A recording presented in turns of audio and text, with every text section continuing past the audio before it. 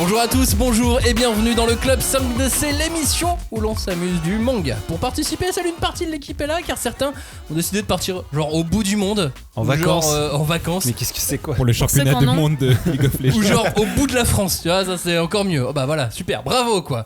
Mais ils sont trois là pour ce début du mois de novembre à être avec nous dans ce Club 5DC, à commencer par celle qui a fait partie d'un jury.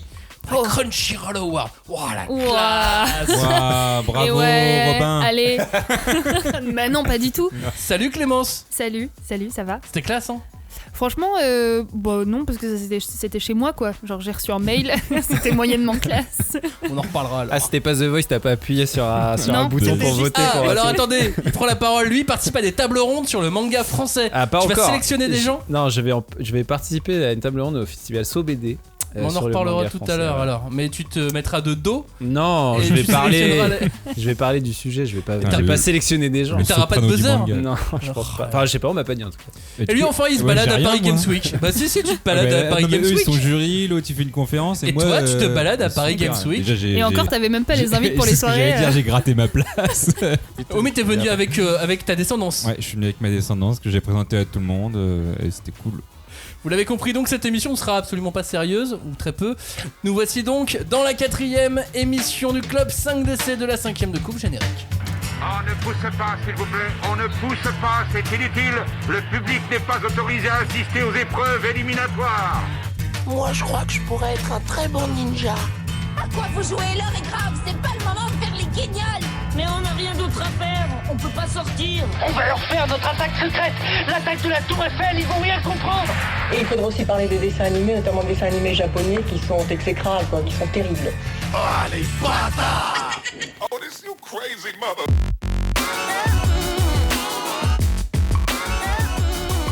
Comme à chaque vacances, on se retrouve avec vous de manière donc détendue afin de balayer un peu l'actu, de parler de nos lectures également, mais sans trop se prendre au sérieux. Ça, c'est un peu l'esprit des clubs 5DC. Donc, que s'est-il passé sur la planète manga depuis la rentrée? Beaucoup de choses, notamment un éditeur qui a changé de nom. On en reparlera peut-être un peu plus tard. Le retour d'un manga culte et d'un personnage iconique dans le dernier chapitre. Je sais pas si vous l'avez lu. Ou la venue annoncée en France de célèbres mangaka.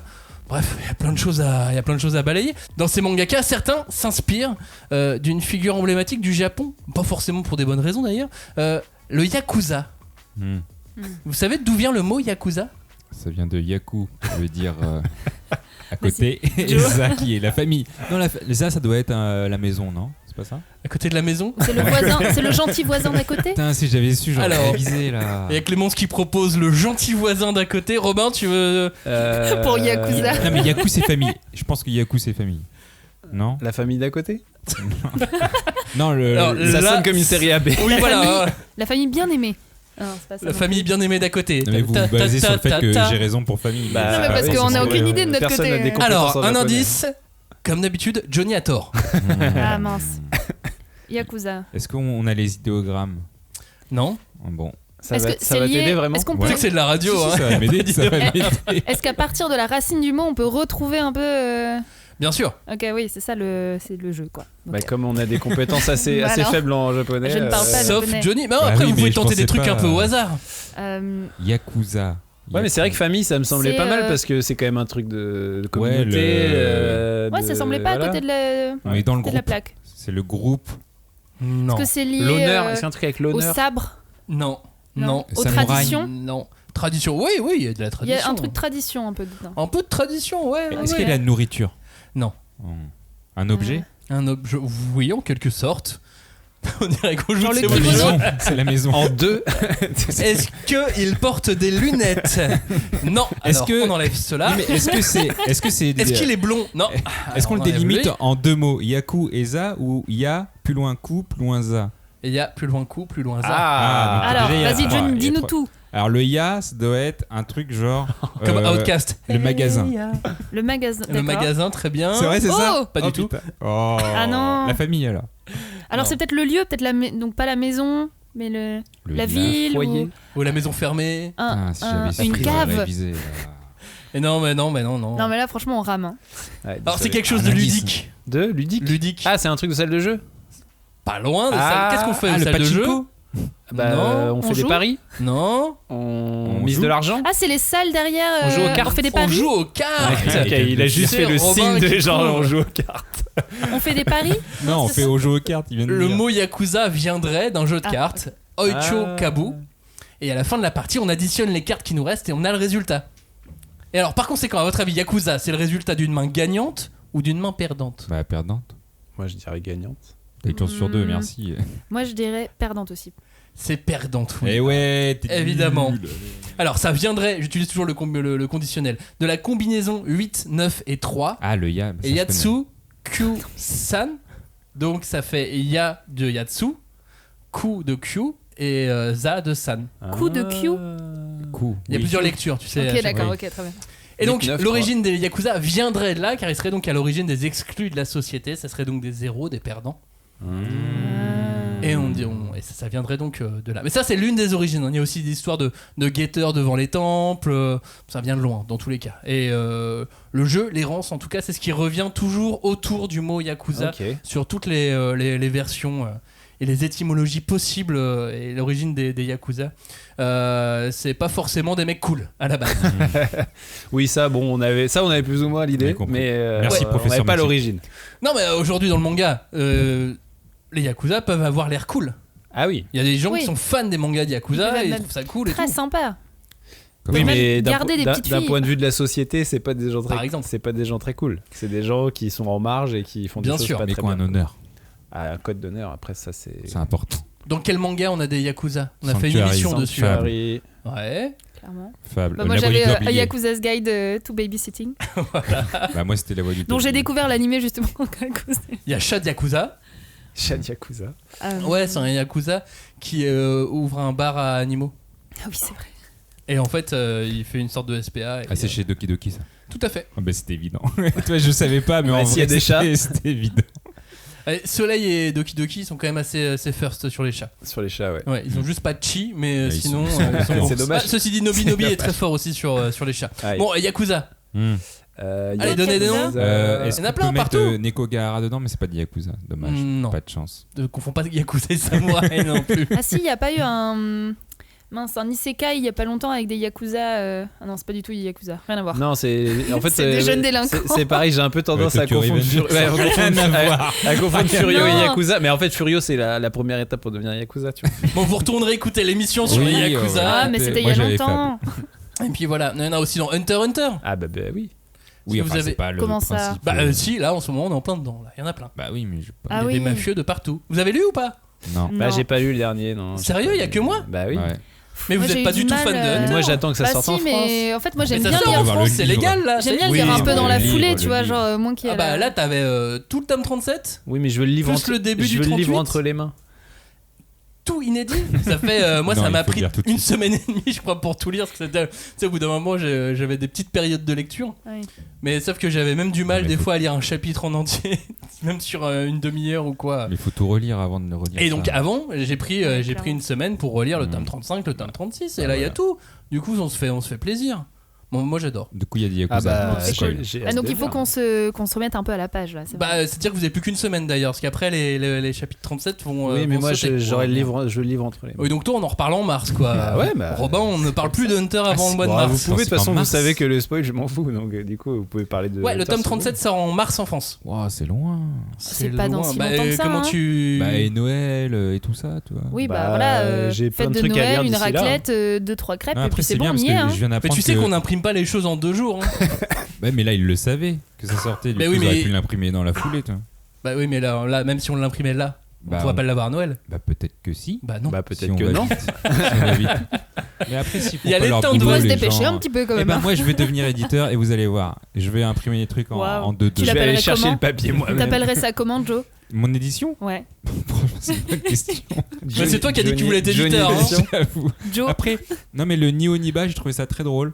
Et je vais peut-être. Donc tu vas peut-être faire Niba Nio. Johnny Oniba. Johnny Oniba. Johnny Oniba, très bien, je vais faire ça. Très bien, donc tu vas éditer du hentai. Non, Ah, très c'est bien. juste le nom de l'édition qui est comme ça. Enfin, pourquoi pas? Tu t'interdis rien finalement dans ta maison d'édition. Effectivement.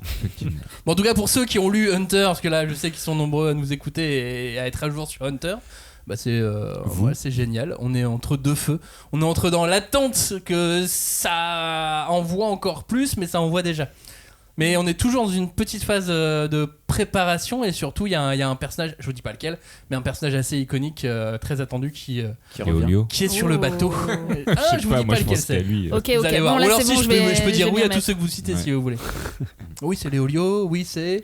Ah mais si c'est le mec là, c'est Kurapika. Oui c'est Kurapika, il est déjà là depuis le début. c'est le mec, c'est Karateman là. T'es vraiment à la ramasse, en fait, mais encore C'est plus que nous. C'est Renchi Sushi, Zushi, voilà. Alors il aurait été un peu plus excité que ça. Ah, ça serait trop bien. J'avoue, ça aurait été ouf. Alors ça c'est ma théorie. C'est que Zushi est quelque part et que le jour où il va débarquer, ça c'est il va casser des gueules. Tout le monde. Mais tu sais, moi j'ai un peu le truc dans. Alors, moi désolé, je reviens sur One Piece parce que je suis en train de le finir, mais bref, Kobe du début qui est devenu un personnage hyper. Enfin, censé être un peu stylé, genre amiral de la marine, machin. Non, mais tu vois, pour moi, il y a un peu ce truc, j'attends ce moment où Zushi va faire ça. Ouais, et puis en plus, t'étais un peu dans le délire de Zushi, il apprenait le nen quand on l'a quitté, donc t'as envie de te dire, maintenant il l'a appris, quel est le pouvoir qu'il a développé maintenant? Bah, je crois qu'il est nen du renforcement. Ouais, mais du coup, tu vois, il peut faire. Il peut quand même se créer un truc. Ouais, mais là sur le bateau, ils sont tous de la manipulation, la spécification et tout ça, donc c'est un peu. On est sur des pouvoirs un peu complexes, et surtout qu'il y a tout le concept des bêtes de naine. Oui, c'est vrai. Qu'on pouvait déjà imaginer avant dans les. Par exemple. Les d'autres personnages, quand ils ont quelque chose qui apparaît, ça apparente à une bête de naine. C'est juste que là, c'est un peu concrétisé différemment. Bah, c'est surtout que c'est des trucs qu'ils contrôlent pas, enfin qu'on a un peu déterminé pour eux, quoi. Ouais, mais t'en as d'autres qui les contrôlent. Oui, voilà. Donc du coup, c'est ça qui est intéressant. Bon, lisez Hunter. Bien sûr, ça lisait de toute façon. Bon, Johnny, on va s'intéresser à toi si tu veux. Ah, Darwin's Game. T'as vu est-ce que t'as vu tout ce qui se passait autour de l'anniversaire de Naruto? Le site officiel des 20 ans, l'animé en français. Non. C'est toi qui as demandé à ce qu'on parle de Naruto, je te le rappelle. Oui, parce qu'il y a un spin-off qui va sortir. Et donc, voilà. Mais après le reste, je m'en fous. Nouveau spin-off en manga qui a déjà démarré en plus. Mais c'est ça qui m'a fait rire, c'est que ce spin-off, il est sorti alors qu'avant il y avait eu un light novel qui était sorti. Moi j'adore les spin-offs et surtout là on parle de après le manga. Donc toi le manga il s'est fini je sais plus en 74 tomes. Et là c'est Boruto après le manga. Non, justement Boruto, toi c'est une Next Generation où vraiment pour moi c'est beaucoup trop jeune. C'est beaucoup trop après. En vrai c'est beaucoup trop après. C'est le vraiment manga. ça. Moi j'aime bien quand c'est après, mais pas trop. Pas trop. C'est vraiment pas pour moi. Après, mais pas longtemps après. Ouais, c'est ça. Genre Juste le après. lendemain. Un mois après, quoi, mais pas 2 ans, 5 ans. Un mois. 3 semaines. 3 semaines. Allez, 3 semaines après. Ok, c'est vendu. Mais après, il est assez récent. Hein. C'est sorti le 23 octobre sur Shonen Jump Plus. Donc c'est en ligne, vous pouvez le regarder de manière légale. C'est gratuit. C'est en anglais, malheureusement. Faut parler anglais ou vous traduisez avec votre dictionnaire à côté. Mais t'imagines, il y a vraiment des gens qui font ça. Vraiment, tu sais, le dictionnaire papier. Pour mes jeux vidéo du début, j'avais que des jeux en anglais quand j'avais 15 ans. Franchement, le mec il me dit Tong, je sais pas. T'es né en quelle année déjà? Je suis né en 94 et le mec il dit Tong, je sais pas ce que c'est Tong, et en fait c'était la langue, et je fais ah ouais, je comprends mieux maintenant quand je dois tuer le monstre et récupérer sa langue. Je sais pas quel jeu il jouait. Non, c'est chelou. Grandia. Et à un moment donné il y avait Tentacle, je me demandais ce que ça pouvait bien vouloir dire. Girl Tentacle, et donc du coup j'ai pris mon dictionnaire, j'ai vu fille et tentacule, du coup ça m'intéressait beaucoup pour mon jeu. Bon, en tout cas, ça se passe après le manga. Ça se passe après les mangas de base. On parle pas vraiment de Boruto. Je vous passe, non, parce que je pense qu'il n'existe pas encore du coup à ce moment-là. Non, mais je vous passe l'histoire. Mais en gros, c'est Sasuke qui va mener une enquête un peu plus loin dans le pays du feu. Et Sakura va le rejoindre pour une infiltration. Et en gros, ils vont enquêter sur l'ermite Rikudo. Voilà. Bon, toi, t'étais chaud. Vous sentez encore tout le potentiel là de Naruto dans le monde entier, pas forcément en France? Tout le potentiel d'histoire encore à créer, de business à faire aussi. Hein. Bah, l'univers est suffisamment large, il y a un lore hyper étendu. Et moi, je suis justement un peu en train de les relire et tout. Là, je suis au tome 65, je sais plus, un truc comme ça. En pleine guerre. Hein? En pleine guerre. Ouais, en pleine guerre. C'est un peu chiant, j'avoue. Mais bon, bref. Oui, mais il y a des morts importants. Et sans spoiler. Et du coup, tu vois, il y a quand même un lore vraiment très étendu. En vrai, il y a moyen de complètement faire des spin-offs. Alors là, certes, c'est après, mais tu aurais pu très bien faire un spin-off sur un personnage d'avant. Enfin, t'as une chronologie suffisamment longue pour faire plein de choses, quoi. Ouais. Puis il y a des creux en plus, ça démarre. Bah ouais. Bon, moi j'avoue que je suis un peu partagée parce que c'est vraiment la mode de faire des spin-offs sur toutes les grandes sagas, les grandes histoires qui ont fonctionné. Et parfois c'est bien, mais en fait parfois du coup tu te retrouves avec des histoires vraiment un peu. C'est de la dope quoi. Tu vois. Bah, après... Et du coup tu te dis, waouh, trop cool, tu vas pouvoir faire plein de trucs, mais moi j'ai un peu peur d'un spin-off de Naruto qui ressemble à rien, qui, tu vois, genre qui intéresse pas les gens ou qui soit vraiment du pur fanservice. Ou, je sais non, pas, mais c'est comme les Star Wars, tu vois, genre t'as des épisodes spin-off qui sont bien s'ils sont mis en scène par des bons réalisateurs, tu vois. Là, c'est pareil. Je pense que si t'as des bons auteurs qui mettent en scène une bonne histoire. Dans ce cas, un reboot cool, de l'animé en 16/9 propre et tout. Ouais. Non, mais tu vois, en vrai, il y a clairement moyen d'exploiter la licence et d'en faire quelque chose. Enfin, ou comme pour Dragon Ball, là, par des films. De toute façon, ouais. Et puis de toute façon, tu vois que Naruto, c'est un manga qui vit encore, quoi. Ne serait-ce que le fond, il tourne super bien. C'est toujours dans les meilleures ventes et tout. Donc l'œuvre est encore vivante, donc autant en profiter pour. En tout cas, moi je trouve qu'elle est en ce moment suffisamment vivante et que c'est le moment pour faire des trucs. Bah ouais. Que c'est le moment ou jamais, là, on est sur un renouvellement de génération. Sachant qu'entre il faut les choper bien par le col. Cette génération. Après, dire, regarde, tu vas aimer Naruto toi aussi. C'est ce que dit Clémence. Il faut que ce soit bien fait. Il faut pas que ce soit fait pour des mauvaises raisons. Il faut que ce soit, fait dans le respect de l'œuvre, de l'auteur, de machin et tout. Mais quand je vais dans les magasins, moi, je suis toujours marqué par le nombre de petits, vraiment petits, qui font c'est Naruto, trop bien. Et voilà, d'aujourd'hui quoi. De cette année. C'est trop cool Naruto quoi. Donc, non, mais je suis d'accord. Mais voilà. Après, moi je me sens toujours un peu en décalage parce que j'avoue que ado, je lisais, tu vois, genre Bleach, One Piece, Naruto, un peu les trois quoi. Et le Big Three. Ça n'a jamais été Naruto, enfin c'était pas Bleach non plus, mais c'est toujours été One Piece des trois qui était, pour moi qui me parlait beaucoup plus. Non mais des trois, non Joker. Mais tu vois, Bleach par exemple, je trouve qu'ils ont attendu trop longtemps avant de faire le comeback là. Ouais. Mais en même temps, là il est vachement attendu. Ouais, mais Bleach clairement, tu vois, pour le coup, c'est plus une licence qui est un peu qui est pas morte, mais qui est un peu presque oublié, tu vois, genre en vrai il y a il est dans le manga oublié partie 7. Non, mais il est pas oublié, mais je veux dire sûr. il est plus dans, enfin je sais pas comment dire, il s'est pas autant inscrit que les deux autres dans il s'est arrêté aussi, dans la culture pop et tout quoi. C'est parce que l'anime a pas continué et ils ont lâché. Après il y a certainement plein de raisons, mais clairement Naruto qui pourtant est sur une chronologie de parution similaire, lui il est toujours là, tu vois. Donc mais l'anime a tenu beaucoup plus longtemps malgré les fillers qui ont été énormément critiqués. Ça a tenu à la télé. La présence de Naruto était là. Ça fait beaucoup d'épisodes à diffuser, multi-diffuser, et ça peut tourner en boucle à la télé, tourner en boucle sur les services de SVOD. Et je pense que ça aussi, ça aide à la popularité de Naruto. Non, mais c'est pas mort non plus. Ça va, genre quand tu vois comment le roman était attendu de ouf, il y a quand même des gens qui sont à donf, tu vois. L'auteur peut l'a fait Burn the Witch, mais on n'a pas eu de suite, tu vois. Ouais, mais t'as quand même une nouvelle hype là, un petit peu autour de Bleach. Pour l'anime, c'est toujours les vieilles personnes là, comme Johnny, tu vois. Non, pas du tout, je pense pas. Justement, pour le coup, il y a un peu ce truc de. Je pense que il y a quelque chose d'un peu mythique, tu vois. C'est un des Big Three, mais on connaît pas, on devait découvrir, et puis il y a un animé, donc je pense que. Et puis le côté rock, un peu, à mon avis, va pouvoir. Je pense fonctionner, non, mais toi, t'es vraiment anime, opening, tu veux ça en fait, tu veux de la musique. Alors, clairement, ouais. En tout cas, j'ai l'impression que ça fait quand même pas mal de licences qui restent bien vivantes. Même Dragon Ball, qu'on voit très vieillissante, finalement, ça marche toujours. Ça, au cinéma, c'est toujours là. Au Japon, ça continue de marcher. Alors qu'on n'a pas l'impression que c'est un énorme enjeu pour les ayants droit japonais qui mettent le maximum de billes dessus et de gens ultra forts dessus. Mais ça marche. C'est toujours là, ça vit encore. Ouais. Ça vivote pas, ça vit encore, tu vois. Après, Dragon Ball. Le film est. Ouais, mais toi, t'es ouf, tu vois. Ouais, mais alors. Après, ça c'est mon avis. Après, c'est juste peut-être parce qu'il y a eu 2-3 scènes clairement très fanservice, un peu. Bah, puis t'as jamais vraiment aimé Dragon Ball.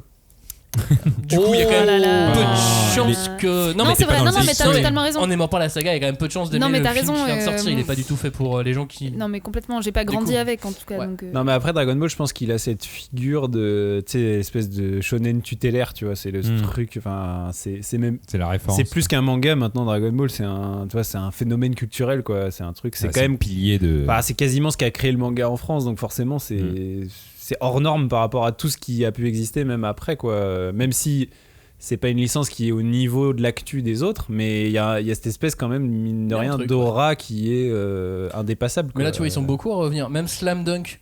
Tu vois, c'était inattendu quand même. Un nouveau film Slam Dunk, là en 2022. Enfin, ce sera en 2023, je pense, en France. J'ai un pote qui lisait pas de manga et il m'a dit je veux commencer un truc, je prends un Slam Dunk. Je fais ouais, vas-y, c'est très bien.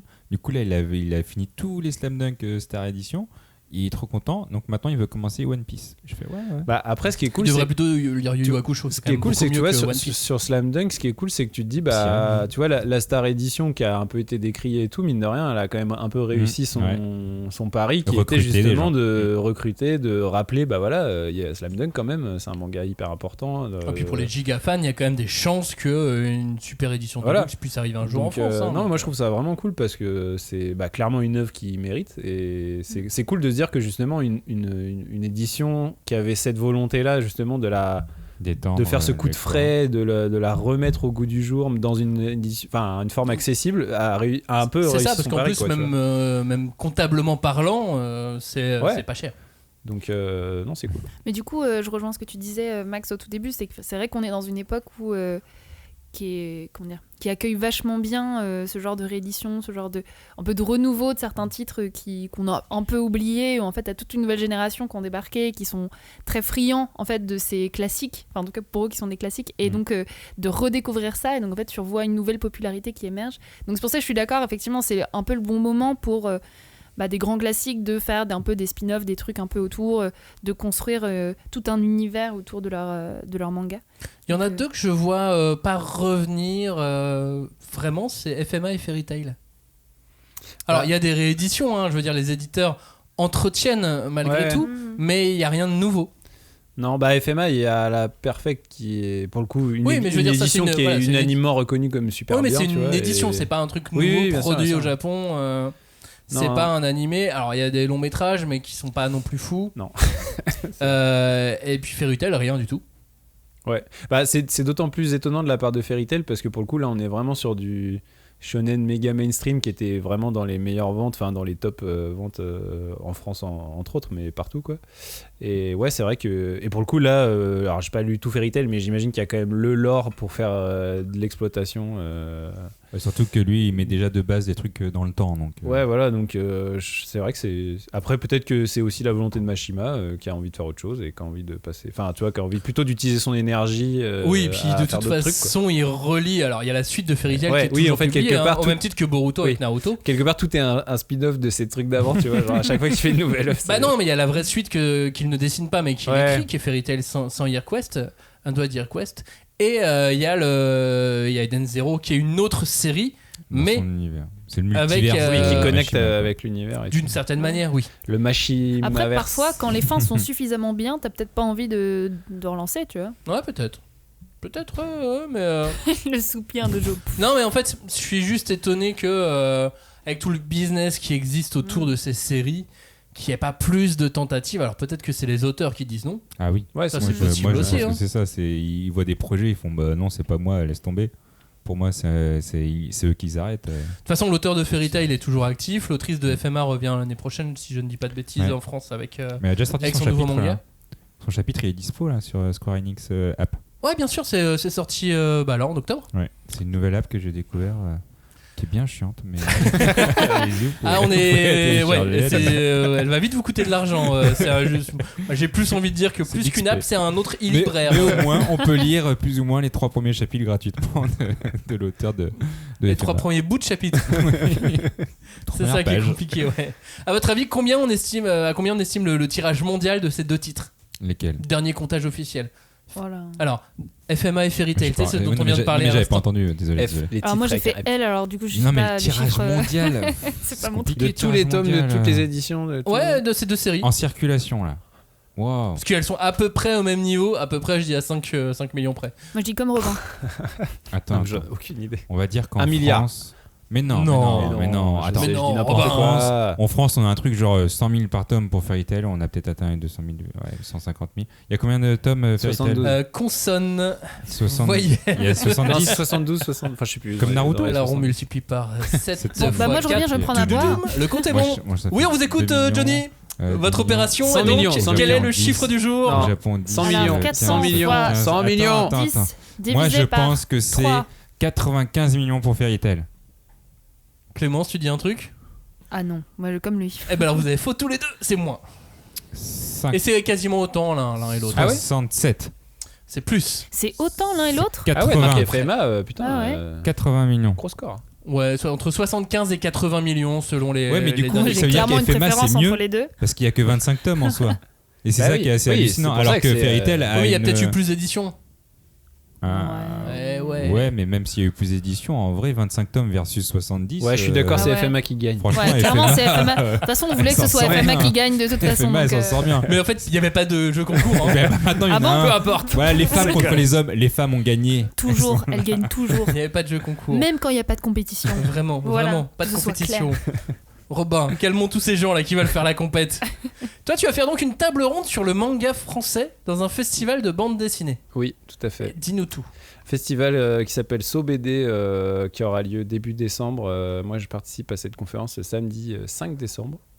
Un peu comme la pour 5DC. parler. Alors, c'est pas tellement pour parler de manga français, mais c'est pour parler de, en gros, l'influence du manga sur les auteurs français. Donc, ça peut être effectivement les auteurs qui vont faire du manga français, mais ça peut être aussi des auteurs qui font de la BD ou du roman graphique, mais qui ont des inspirations issues du manga, que ce soit en termes de narration, en termes de scénario, de code et tout ça. De graphisme.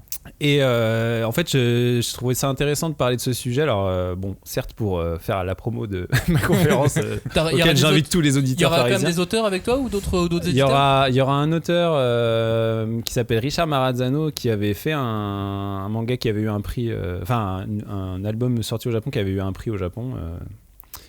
Et aussi après, alors j'ai pas tous les intervenants en tête, mais il y a aussi un éditeur, je crois. Il y aura d'autres intervenants. Voilà, il y aura d'autres intervenants.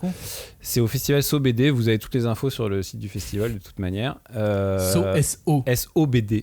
Pas comme un saut. Et alors c'est marrant parce qu'effectivement c'est un festival qui est pas du tout spécialisé. Alors déjà c'est un festival qui est dans le cœur de Paris et tout, ce qui est sympa. Il y a un lieu assez joli et tout ça.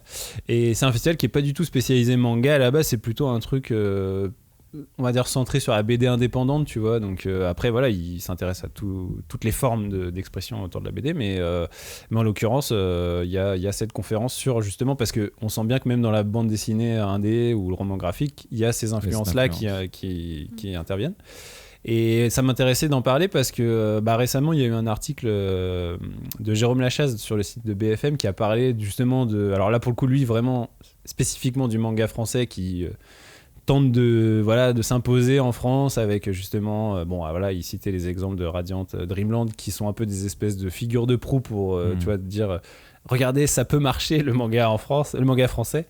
Et en fait l'article il est intéressant pour plein de choses, mais parce que déjà il a interviewé pas mal d'auteurs et tout, mais après c'est un article vraiment très généraliste, oui, très citation, et puis très vulgarisateur sur le sujet. Donc c'est vrai que si t'es un peu spécialisé dans le sujet, tu vas pas apprendre beaucoup de choses, c'est des trucs qu'on a déjà lus et tout. Mais ce qui m'a intéressé, c'est plutôt sur Twitter, il y a eu pas mal de réactions autour de cet article sur justement, beaucoup d'auteurs de mangas français qui ont réagi pour justement vraiment parler de c'est quoi le manga français, comment on le fait, pourquoi on le fait de cette manière-là. Et pourquoi on n'en vit pas. Pour plein de problématiques super passionnantes qui sont nées de tout ça. Et ce qui était chouette, c'est que surtout que c'était un débat. Bon, certes, ça n'a pas explosé sur Twitter, c'est pas un truc qui était en topic trend et tout, mais moi, ça m'a vachement intéressé de le suivre parce qu'il y avait vraiment, du coup, tu sentais que même dans la communauté des auteurs, il y avait des avis assez divergents, mais tu vois, qui se confrontaient, qui avaient chacun des points de vue très arrêtés, ou en tout cas très, très argumentés sur pas mal de points. Et moi ça me passionne toujours quand on revient un petit peu aux sources de qu'est-ce qui est le mode d'expression qu'on lit, tu vois. Et là ça parlait vraiment dans des trucs précis, tu vois, de la sémantique, c'est quoi du manga français, pourquoi il y a des mangaka français qui décident de le créer en écrivant de droite à gauche, d'autres de gauche à droite. Est-ce que ça a du sens de le faire dans un sens ou dans l'autre ? Est-ce que ça a du sens de proposer vraiment le format manga ? Est-ce qu'il ne faut pas plutôt faire du roman graphique en s'inspirant du manga ? Vraiment tout un truc sur le cœur de la façon dont on raconte les histoires. Et forcément, quand t'es mangaka, quand tu as la volonté d'être un mangaka français, t'es inspiré par ce que t'as lu et tout. Et j'aime bien ce truc de vraiment se poser et réfléchir, et réfléchir surtout collectivement sur comment on fait les choses. Et là, surtout, le fait que ça vienne des auteurs, c'était chouette, parce qu'il y avait vraiment les avis qui se confrontent sans entrer dans des débats de oui, mais c'est les éditeurs qui, machin. En plus, il y a les velléités, les envies et les possibilités. Et les deux ne coïncident pas toujours, parce que déjà, il faut réussir à en vivre. Et ça, c'est pas gagné, en tout cas en faisant du manga, et on a peut-être plus de chances d'en vivre en faisant de la BD. Bah c'est ça, c'est que en fait faire de la création, le principe de la bande dessinée ou du manga au Japon, c'est quand même cette espèce d'équilibre très délicat entre l'artistique et l'industriel, tu vois. On est quand même sur un mode d'expression où on a affaire à des artistes, c'est quand même des gens qui dessinent des planches, qui font quasiment, tu vois, chaque planche c'est quasiment un tableau, quoi, une œuvre qui dessine, mais qui est qui rentre dans un système de production qui fait qu'en fait la matière première qu'ils produisent, alors bon à l'époque c'était des planches, maintenant c'est beaucoup fait sur ordinateur, mais à l'époque c'était sur des planches papier. Et n'est pas le produit fini, tu vois. Et du coup cette espèce de transformation dans l'industriel, il y a beaucoup d'artistes qui l'ont pas forcément en tête, dans le sens où ils sont beaucoup dans l'artistique et ils sont pas assez dans l'industriel, mais en même temps c'est pas ce qu'on leur demande surtout de créer, tu vois. Non, et puis en plus ils oublient aussi tous les à côté, tout ce qu'on ne raconte pas sur la vie de ces mangaka, qui n'est pas toujours enviable. Bah non, parce déjà que d'une part, et d'autre part, le fait qu'ils travaillent 2 fois sur leurs œuvres. T'as la fois où tu rends ta planche pour le magazine, et puis ensuite tu retravailles pour que ton manga sorte. Exactement, et ça c'est un truc aussi qui est assez particulier qu'en France on a perdu, qu'on avait à l'époque, la grande époque des magazines où on faisait de la prépublication aussi en BD franco-belge. Qu'on a un peu perdu, c'est qu'il y a une double économie au Japon, c'est qu'il y a le truc de tu publies d'abord dans un magazine, donc t'es payé pour faire tes planches pour un magazine, et après il y a une deuxième exploitation de ton œuvre qui est que tu relis les chapitres de ce que tu as publié pour en faire des bouquins, et du coup en tant qu'auteur t'as à la fois t'as les désavantages de cette double économie qui fait que livrer pour un magazine ça impose un rythme qui n'est pas le même que livrer pour faire ton bouquin, puisque ça tu peux le faire un peu au rythme que tu voudrais. Mais en même temps, t'as la double économie de tu t'es rémunéré un peu 2 fois sur le truc, quoi. Et puis t'as autre chose, c'est-à-dire que les gens à qui tu t'adresses sont des gens qui lisent des mangas 95% japonais. C'est ça, et du coup, voilà. Qui sortent de cette industrie-là, donc en tant qu'auteur, est-ce que tu dois faire la même chose ? Et c'est ça, le vrai cœur du sujet, je pense, c'est le côté. C'est ces mangakas français qui veulent faire du manga français. Je dirais jamais manfra parce que je trouve que ce mot est absolument affreux, mais après voilà, s'il y a des gens qui ont envie de le dire, ils ont le droit. Tu veux dire manfreux. Ils essayent, en fait, eux, comme ils ont lu principalement des mangas, c'est ce qui les a influencés, c'est ce qui les a inspirés, puisque c'est ce qu'ils ont envie de faire, ils vont appliquer des codes qui répondent à un mode de production qui vient d'ailleurs, qui est effectivement issu de cette double économie dont je parlais. Et ils vont vouloir appliquer ces codes sur un territoire où la double économie n'existe pas. Donc c'est d'autant plus difficile mais avec le temps, pour les éditeurs de miser sur... tu vois, Mais comme avec le temps, cette industrialisation a créé des codes narratifs... Bien sûr. Et du coup, ça. C'est une vraie mécanique. C'est toujours le truc, c'est que les codes narratifs de la bande dessinée ou du manga, ils sont issus d'une histoire qui est liée à des contraintes techniques. Et qui est longue. Et la BD franco-belge, c'est pareil. C'est né. Pourquoi on faisait des albums de 48 pages avec des couvertures cartonnées ? C'est parce qu'à l'époque, les imprimeries Casterman, ils imprimaient comme ça. Et du coup, c'est cette contrainte-là qui a créé la narration de cette manière-là, tu vois. Un peu comme les couleurs dans les comics, dans les années 60. Et du coup, le manga en France, il est relativement récent, mais au Japon, il est issu de décennies d'exploitation industrielle d'une certaine manière. Certes, il y a des disparités, tout n'est pas le Weekly Shonen Jump, tout n'est pas des chapitres hebdomadaires et tout ça, mais c'est quand même globalement un système très industrialisé avec la publication périodique, le système des assistants et tout ça. Enfin bref, il y a tout un écosystème qui en France n'existe pas, donc du coup les auteurs français, s'ils veulent faire comme les Japonais, ils ont pas cet écosystème-là, donc ils ont pas les moyens et techniques et financiers et humains de faire tout ça, et en même temps ils veulent faire pareil, donc c'est forcément, il y a une espèce de quadrature du cercle, tu vois, une espèce d'équation qui est insoluble. Alors il faut trouver des solutions. Il y a des auteurs qui sont des extraterrestres type Tony Valente et Renaud Lemaire qui arrivent à faire quasiment comme les Japonais. En fait, là où ils sont très forts, c'est qu'ils font leur truc, mais suffisamment dans les codes d'eux pour que ça marche, tu vois. Mais c'est vrai que ça reste leur truc. Mais en même temps, ils ont la puissance de travail qui leur permet d'avoir ce rythme, tu vois, et donc tout le monde n'a pas ces compétences-là, donc c'est pas facile, quoi. Ouais, je voulais juste rebondir parce que je trouve ça hyper intéressant justement que les auteurs français commencent à avoir cette réflexion, à savoir qu'est-ce que le manga français, et en même temps j'ai toujours l'impression que le Graal pour un auteur de manga français, c'est finalement d'être reconnu au Japon, c'est-à-dire qu'il y ait quand même, peut-être que je me trompe, mais que finalement... Tu vois, quand en fait ton manga s'exporte et quand au Japon on le lit et on se dit waouh, en fait c'est super, en fait si tu t'éloignes trop, si tu crées quelque chose de vraiment peut-être trop français, est-ce que tu vas réussir à atteindre un peu cet objectif ? Moi, à titre personnel, je pense que si c'est ça l'objectif des auteurs, c'est une erreur. Parce que leur objectif, ça devrait être avant tout de raconter une bonne histoire, tu vois, et on s'en fout de où elle sera lue et tout ça. Ce qui compte, ils ont le droit d'avoir des rêves et des aspirations. Après, tu peux avoir tous les rêves que tu veux, mais je pense que le but, ça devrait être avant tout d'être lu par le plus grand nombre de personnes, quel que soit le territoire sur lequel c'est, et que du coup, l'objectif principal, c'est pas de te caler à un mode de truc, c'est d'abord raconter la meilleure histoire possible, tu vois. Donc après, le premier public, les premiers lecteurs de manga sont quand même les Japonais, ça semble un si peu on n'est pas loin derrière. une lapalissade de dire ça, c'est évident qu'il faut raconter des bonnes histoires, mais des fois on a l'impression quand même que, et c'est peut-être une impression qu'on a, mais qu'ils sont tellement focalisés sur le système et justement cette industrie, cette façon de présenter, de proposer des histoires, qu'ils en oublient l'histoire, tu vois. Et du coup, je pense que c'est peut-être là où il faut se reconcentrer.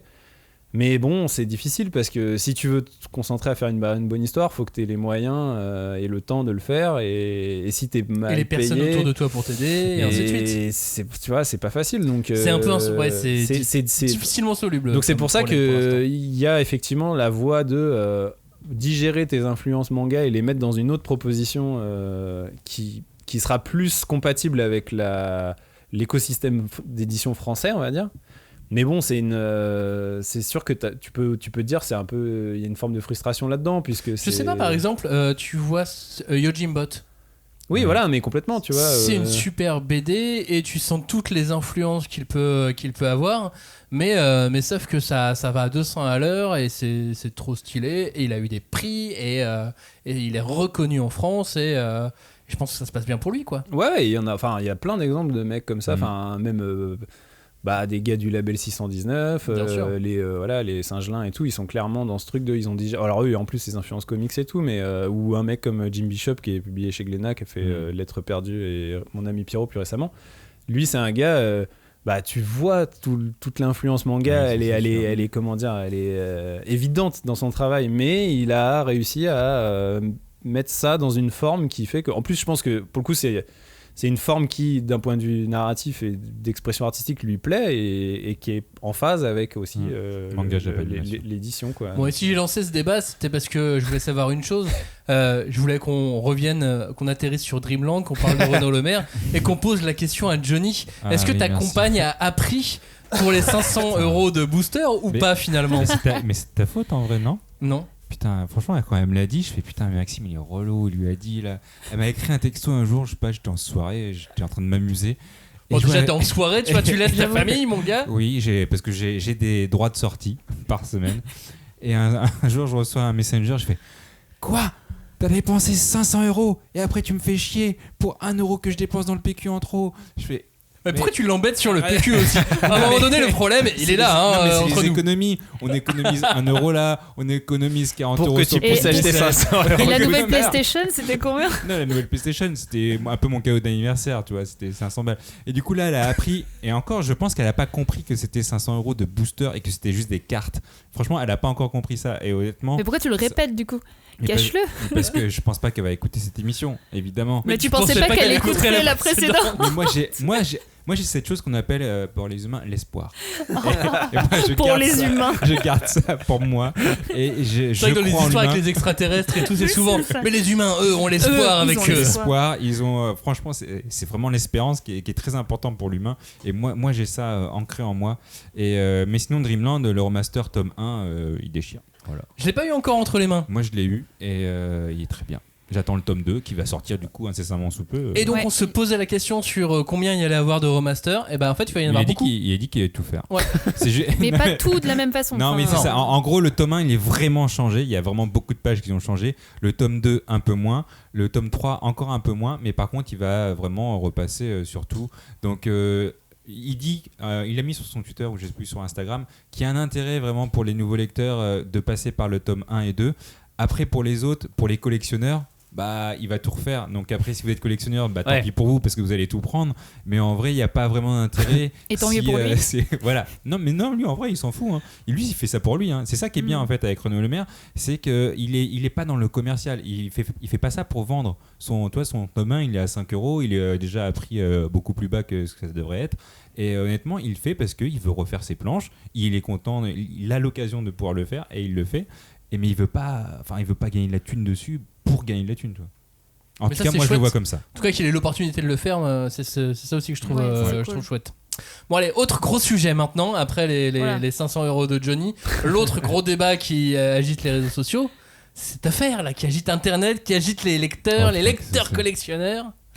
Les changements de charte graphique casés Crunchyroll. Ah, les jaquettes. Non, mais alors moi je vais partir. Les jaquettes, les dos. Non mais j'essaie de me mettre à la place de l'équipe de community management à chaque fois et je me dis oh les pauvres, à chaque fois qu'ils font un post ça revient dessus et ils vont je sais pas pire taf, hein. Je sais pas si le temps va effacer cette histoire ou pas. Franchement c'est sûr. C'est sûr qu'il va l'effacer. Après bon moi c'est vraiment très personnel hein, mais j'ai pas l'âme d'une collectionneuse aussi, contrairement à d'autres personnes autour de cette table. Et donc vraiment s'il y a une jaquette qui est un peu différente, enfin ça m'atteint vraiment très très très peu. Je suis contente de tous les avoir déjà. Mais t'as vu la Machel ou pas? Parce que moi j'ai vu côte à côte et j'avoue, même moi en vrai je m'en fous, les jaquettes c'est bien, je vais les changer très bien. Arrêtez de dire mais Machel. Par contre aussi. j'ai vu Machel, la nouvelle couve et l'ancienne, je fais mais attends, mais il y a un problème déjà, ne serait-ce que pour la symétrie du nom, et il n'est pas dans le même sens, c'est-à-dire que tu vas être obligé de ranger différemment. Il y a un problème, vraiment il y a un problème partout. Je te dis, dans ma bibliothèque, il y a mes tomes, ils sont parfois rangés, genre le 1 est à gauche et le dernier est à droite, et parfois je fais l'inverse. Mais c'est pas aligné, c'est plus petit, c'est plus grand, ça me touche pas, tu vois. Genre Alors pour ce qui est de alors je sais pas si c'est que Machel, mais pour ce qui est de l'orientation du nom sur un dos. C'est en général un code en édition, c'est que à l'américaine, on fait en sorte que le nom qui est sur le dos soit à l'endroit quand la couverture est vers le haut, on va dire. Quand tu as le livre posé à plat et que tu as la couverture vers le haut, que ça se lise vers si le titre est à l'endroit, c'est ce qu'on appelle un sens de titre à l'américaine, et à la française, c'est dans l'autre sens. Du coup, donc je sais pas si c'est parce que Crunchyroll il y a des directives ouais, américaines et ça a changé le truc. J'ai pas le comparatif pour voir. C'est ça qui est chelou. Ce serait tellement drôle que ce soit pas fait exprès. Moi ce que je trouve c'est que tu sais qu'ils se sont pas rendus compte qu'ils avaient validé un truc. Qu'est-ce qu'on a fait? Alors on l'a mis dans l'autre sens. Bon, trop tard, on a fait tous les visuels, c'est grillé quoi. Moi sinon je suis un peu en vrai je suis un peu d'accord avec Clément, c'est que moi à titre personnel je m'en fous un peu. Ma bibliothèque est complètement dépareillée et ça me pose aucun problème puisque moi ce qui m'intéresse c'est le contenu, mais par contre ce que je trouve effectivement pas très, enfin ce qui me choque entre guillemets c'est ce côté c'est des décisions qui semblent avoir été prises un peu à la va-vite ou je sais pas ou en dépit d'un bon sens voilà, que l'on exactement. comprend pas. En tout cas c'est vrai que ce qui frappe c'est le côté on comprend pas.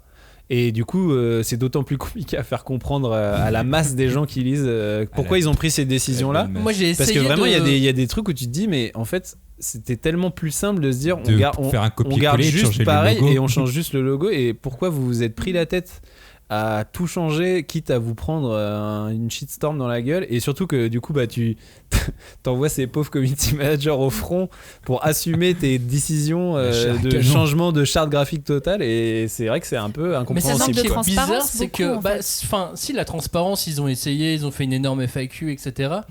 Mais même en la lisant, je l'ai lu entièrement et je comprends pas tout, même les raisons avancées. De ce que je connais, après je suis pas éditeur, mais de ce que je connais du monde de l'édition, et quelques raisons où je me suis dit, bon, ça abusait peut-être un petit peu. C'est pas entièrement faux, mais c'est pas 100%. Enfin, je sais pas. Moi aussi, j'ai du mal à comprendre le sens de toutes ces décisions. Après, c'est comme ça. Ça, c'est sûr. Oui, de toute façon, on pourra pas le changer. Bah donc, non, puis ils ont pas l'air d'avoir envie de le changer. Après, donc, si vous avez envie de vous ronger les sangs avec ça, libre à vous. Mais c'est vrai que bon. Après, c'est important de pour moi, rappeler que pour moi, il y a des choses plus graves dans la vie. Mais que après, les polémiques qui arrivent sur Twitter, oui, c'est aussi un microcosme.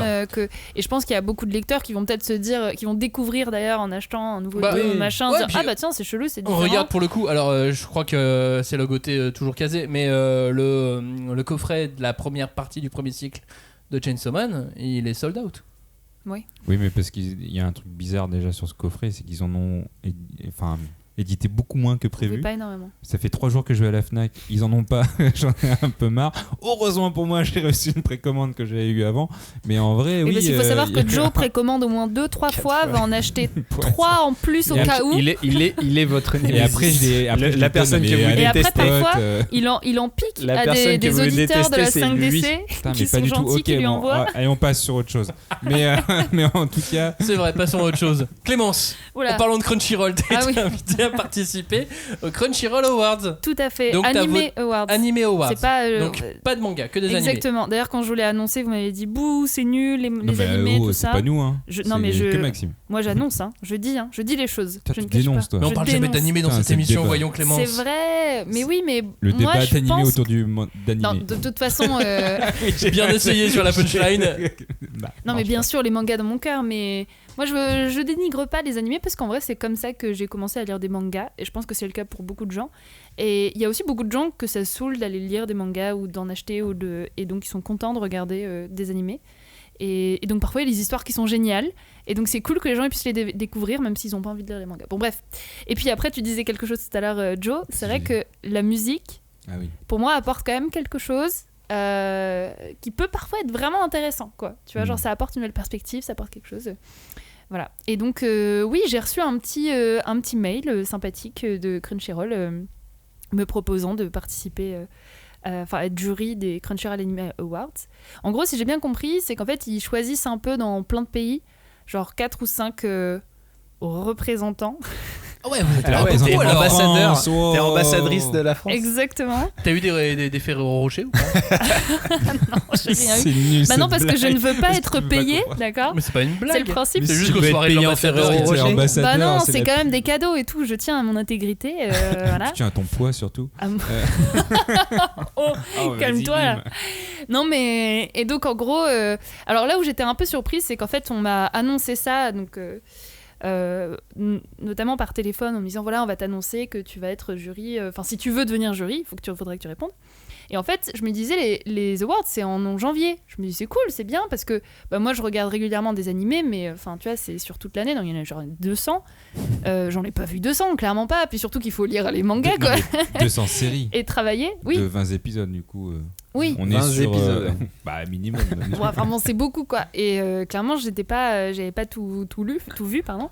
Et donc je me dis mais c'est pas grave, j'ai le temps. Sauf qu'en fait une semaine après ce premier échange, je reçois les votes sont ouverts, voici le questionnaire machin, vous pouvez mettre 5 propositions par on est parti du principe que tu étais une spécialiste, donc que tu avais déjà tout vu. Bah non, mais moi oui, mais non, j'avais pas tout vu, j'en avais vu beaucoup, mais j'avais pas tout vu du tout, et moi j'avais pas non plus envie de me dire fuck it, tu vois, j'en ai vu 20, tu vois, ça me suffit, je veux pas donc en fait je me suis fait une liste, franchement genre le soir je regardais et tout jusqu'à tard, je m'étais fait une liste un peu. Mais c'est ça tes cernes, parce que je me disais t'as pas tout ça, mais t'arrêtes de faire des commentaires Joe. Tout ça pour à la fin voter Spy Family quoi. Ça dépend dans quelle catégorie, je ne divulguerai rien, mais non, mais en vrai j'ai fait des découvertes un peu sympas. Après j'ai vu des trucs nuls. Mais attends, mais du coup dans ces Anime Awards il y avait que des animés qui n'existaient pas en manga? Non, t'avais tout. Après, t'as par exemple une catégorie création originale. Là, c'est s'il n'y a pas de manga. Après, il y en a beaucoup moins, quoi. Donc, aussi, c'est plus réduit. Ça reste Finalement, c'est plus simple, d'ailleurs, de voter. Oui. Mais non, puis après, t'as meilleur opening. T'as plein de trucs. Oui, t'as mis Chainsaw Man. Alors, non, justement, c'est là qui était. C'est ça qui était très, très, très frustrant, je trouve. C'est que, en fait, ça s'arrête en septembre. Et donc, en fait, là, tous les nouveaux animés, donc Chainsaw, depuis septembre, Blue Lock ou Mob Psycho 100. Mais ils sont pas dedans. En fait, tu peux pas le mettre dans. Genre, moi, j'aurais mis Chainsaw Man partout. Et en fait, je peux pas. Putain, bien joué. Et donc j'étais un peu frustrée. J'ai dit, attends, mais Crunchyroll Anime Awards 2023 et je peux même pas mettre mon chouchou de l'année 2023. C'était pas sélectionné en 2023. Elle est pas arrivée. Si, ça sera pour l'année d'après. C'est l'année 2023 parce qu'elle est pas arrivée encore. De 22. Voilà. Je me suis trompée. Parce que mais c'est compliqué quand même. Vous avez compris. Mais ça va être bien ou pas à la fin? Moi, je pense que c'est bien. En plus, ce que je trouve bien, c'est que tu peux quand même voter pour des animés qui sont pas diffusés par Crunchyroll. Mais alors attends, parce comme que là, Urusei Yatsura. Toi, en fait, c'est une sélection. Non, ça la rentrée. C'est une sélection préliminaire des animés qui vont pouvoir être votés par le grand public, c'est ça? Exactement. Voilà, c'est juste une sélection. Donc en fait, nous, on se charge de tout regarder ou presque. De faire la présélection. Au max, fait la présélection. Et après, j'imagine que c'est en fonction du nombre de votes qu'il y a eu. Et ils font un. D'accord, mais après, c'est nous, les gens lambda, qui allons. Voilà. Nous aussi. Moi aussi, je pourrais revoter, mais ma voix comptera autant que la tienne. Okay. Moi, j'ai fait bien Konishi de la meilleure traduction, si vous voulez. Je fais comme Clémence, exactement pareil. Oui, parce que j'ai vu, c'est pour ça que je voulais en parler aussi. Parce que j'ai vu que tu avais participé à ça. T'as participé à ça. Ça, c'est la classe. Exactement. Et sur mes 5, parce que chaque membre du pré-jury avait à choisir 5 mangas, une justification, etc. Sur mes 5, il y en a 4 dans la sélection finale. Stylé. Mais il y a des très beaux titres dans la sélection finale. Oui, évidemment, parce que tu les as choisis. Et non, le seul qui a pas été pris, c'est Elusive Samurai. Je suis super déçu. Je peux dire que j'ai voté pour lui. Et ça m'étonne pas, tu vois. Alors que la traduction, elle est vraiment bien. Et c'est super dur à traduire Elusive Samurai, à mon avis. J'aime pas le mot. Et est-ce que c'est pas parce qu'il est que c'est pas parce qu'il a été traduit par un traducteur qui est déjà non, tu n'as pas le droit okay. Quand tu fais partie du jury de présélection, tu n'as pas le droit de choisir des mangas qui ont été traduits par des gens qui ont déjà été lauréats du prix. Ah ok, d'accord. Donc c'était Blue Period l'année dernière, non? L'année dernière, c'est Blue Period qui l'a remporté, exactement. Et cette année, donc du coup, dans les 8 mangas choisis, ça a aidé peut-être. Il y a Die Dark, Darwin's Incident, Free Run, Comme il cherche ses mots, La Grande Traversée, Saturn Return, Rooster Fighter, Reimp, Manchuria Opium Squad et Les Enfants d'Hippocrate. Et t'avais dit Komi? Oui. Pas entendu. Komi, ouais. Et Free Run. Parfait. Oui, j'allais te donner les 8. Voilà, on a fait notre petit passage sur les prix. Du coup, c'est comme Clémence, le lecteur lambda peut voter pour celui. Non, c'est un autre jury après. Ouais, c'est nul. Oui, après c'est un. Donc ta voix ne comptera pas. Pour le coup, c'est justement. Moi, je trouve ça intéressant justement parce que finalement, ça dépend ce que tu veux faire de ton prix, tu vois. Genre, si tu veux que ce soit un prix d'expert ou de spécialiste, c'est bien de faire ça comme ça parce que finalement, il y a un côté. Même si c'est pas un titre qui est hyper populaire, tu vois, t'es censé avoir un... Puis il y a des gens vraiment 100% bilingues, il y a des gens qui font des recherches et des études sur la bande dessinée, sur le manga dans le jury. Ouais, et puis là, tu mets en valeur quand même la technicité, vraiment un truc que le commun des mortels, entre guillemets, a moins les clés pour déterminer si c'est bien fait ou pas, quoi. Donc, mais c'est là où c'est bizarre, parce que dans l'édition, on a les traducteurs. En fait, il y a un processus d'édition. On a le traducteur qui traduit, on a l'assistant édito qui peut adapter la traduction, et c'est là où c'est compliqué. Quand est-ce que le traducteur, c'est sa totale traduction? C'est ça? Jamais. C'est un travail, c'est collaboratif. Après, c'est quand même son nom qui est crédité, donc c'est sa traduction. C'est même d'un point de vue contractuel, légal, c'est sa traduction. Et il touche des droits. Sur ça. Donc. Okay. Mais justement en fait, ça m'a fait penser parce que j'étais aussi en même temps jury dans notre truc. Non, mais sur les trophées de l'e-sport qui ont eu lieu justement à la Paris Games Week, où était aussi Johnny. Merci. Avec ma descendance.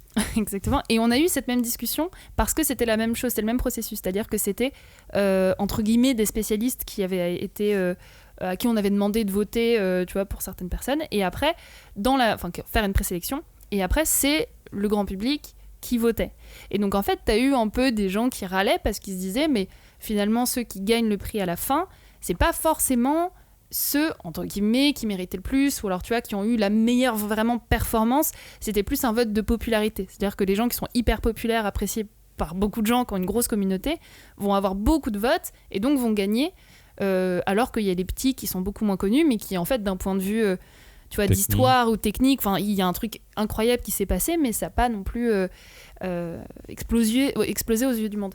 Et c'est pour ça que Crunchyroll Anime Awards, je me dis que quand même à la fin c'est un peu la même chose, c'est-à-dire que il y a une question de popularité à la fin. C'est quand même une après, mais c'est pas grave, tu vois. Non. C'est juste le principe du prix. Oui, mais moi je trouve ça bien que tous les prix fassent pas ça, quoi. Mais c'est ça, en fait il y a plein de prix différents. Alors dans l'animé, je pense que c'est quand même un peu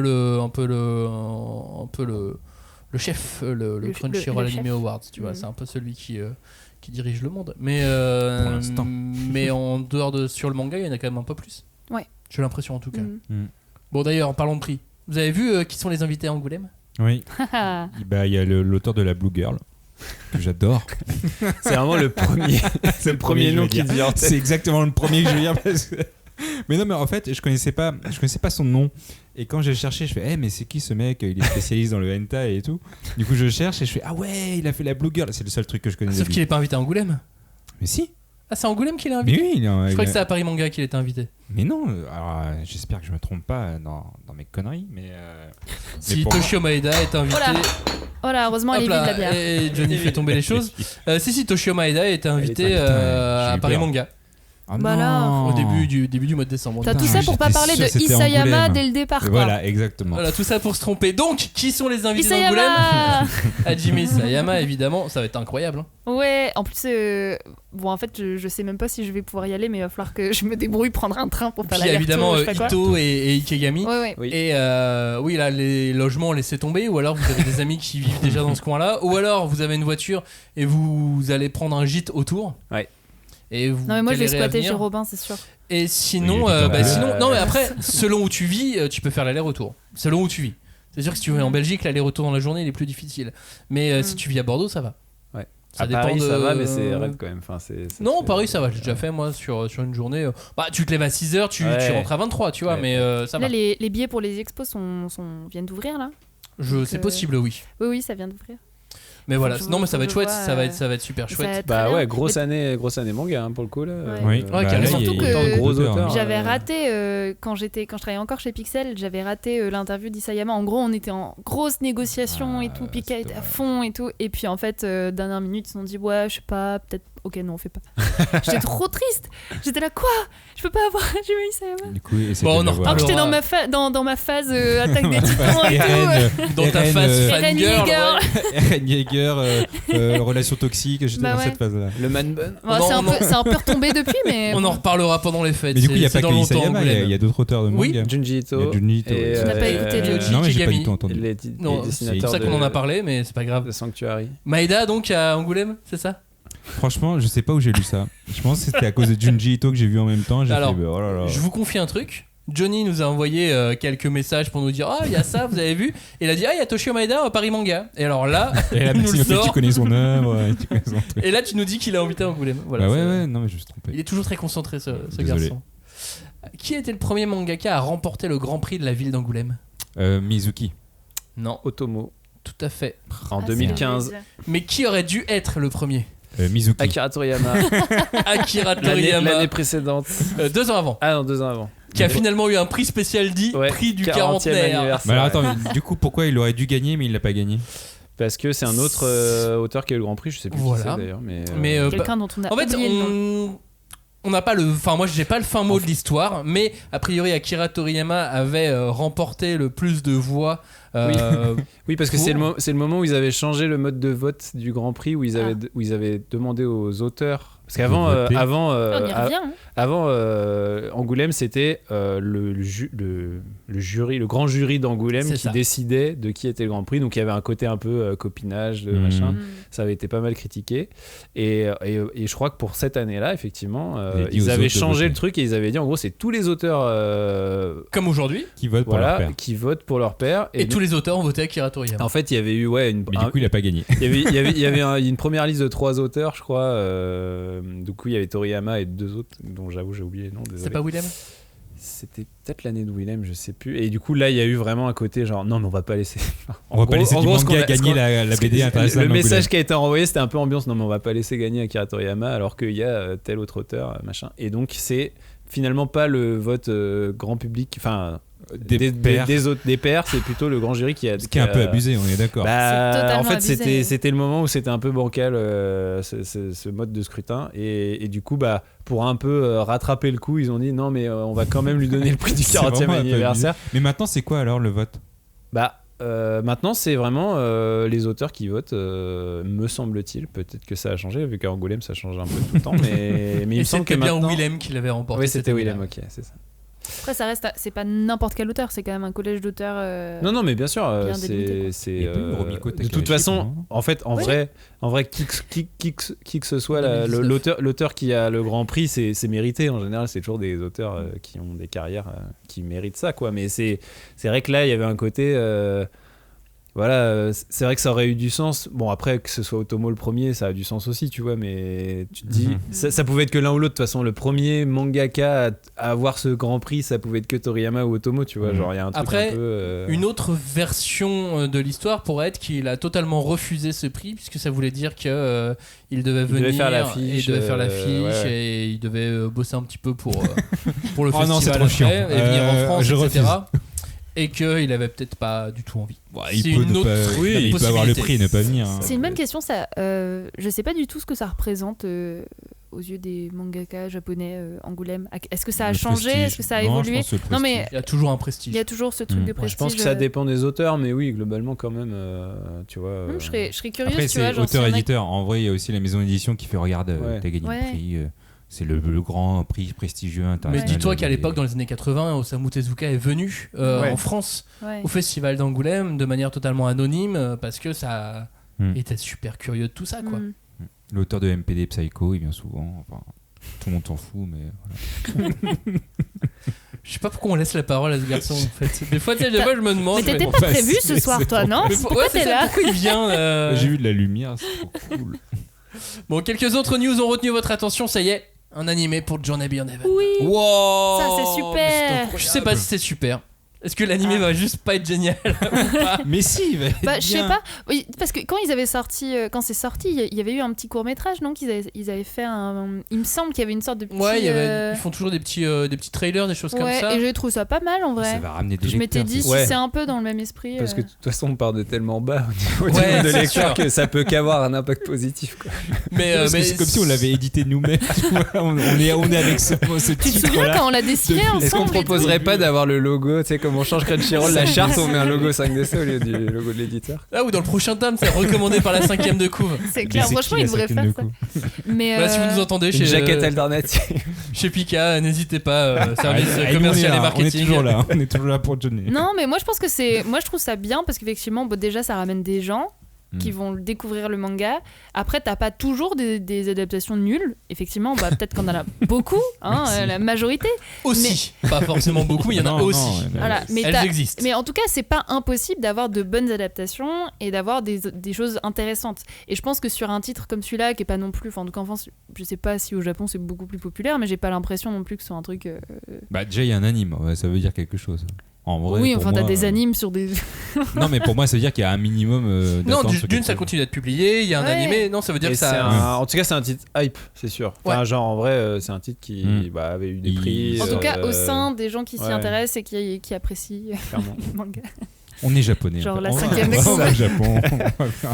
Non, mais en tout cas, moi, on n'a pas de date de sortie précise, mais je regarderai, puis je vous dirai, parce que j'ai bien compris que j'étais la caution anime de, Non, mais on va- de on la va- 5DC. Non, mais- Tu voteras pour lui pour le Non, prix mais pour Crunchyroll notre de l'année titre, prochaine. on va s'y mettre aussi. C'est notre titre. C'est notre titre. Enfin, sauf Cagnard, hein, vous savez que c'est peine perdue pour lui. Lui, c'est autre chose. Merci d'avoir écouté cette émission, merci à vous d'avoir participé. Ah, on va pas parler de c'était Darwin's super. Game. Putain, je suis deg, t'es vraiment saleté. Moi, je voulais parler de Darwin's Game. Attends, C'est mais. vraiment un manga trop bien. Et j'en parlerai plus tard. Très bien, mais en fait, comme tu as utilisé ton temps de parole pour dire plein d'autres choses, Eh, mais c'est Robin qui a pris énormément de temps de parole. Il a notamment raconté sur Oui, mais lui, Toshio il disait- Maeda et la Blue Girl, hein, Robin. Lui, il disait les choses Et intéressantes. j'ai pas parlé de Robin. Sakamoto Days que je suis en train de lire et que je trouve trop bien. Oui, Ouais. mais- Et puis Ouais, moi, et Clémence, j'ai t'as pas parlé de fini One Piece. One Piece. Ça y est. Ça y est, À elle quand connaît la l'émission fin de l'histoire. À quand l'émission Alors, du coup, c'est quoi le One Piece, Clément? C'est C'est tout. l'amitié. C'est le- c'est la Non, force c'est de pas l'amitié. l'amitié. Mais non, mais franchement, c'est trop Le bien. film meurt ou pas à la fin alors? Ah là là, non mais. Est-ce bon, qu'il a un je fils dirais- Est-ce qu'il se marie Quoi Non mais chut. En fait, Est-ce non mais. qu'il monte c'est- dans un hélicoptère? Non mais je suis allée, j'ai rattrapé quoi. Bon, c'est ça que je Ah, voulais pardon, dire. j'ai cru que. Ah là là là là. Ah, on est déçus. Désolé. oh là Mais là. non, mais il se passe des trucs trop bien en plus là. Est-ce que la vie franchement. trouve toujours son chemin à la fin? Ça, c'est le Bon, cinquième et ben élément. c'était un plaisir de vous avoir aujourd'hui avec la 5e de coup. C'est ta conclusion. Je fais moi-même la conclusion. Merci de nous avoir écoutés. On vous dit à la semaine prochaine. Ciao. Salut. Salut.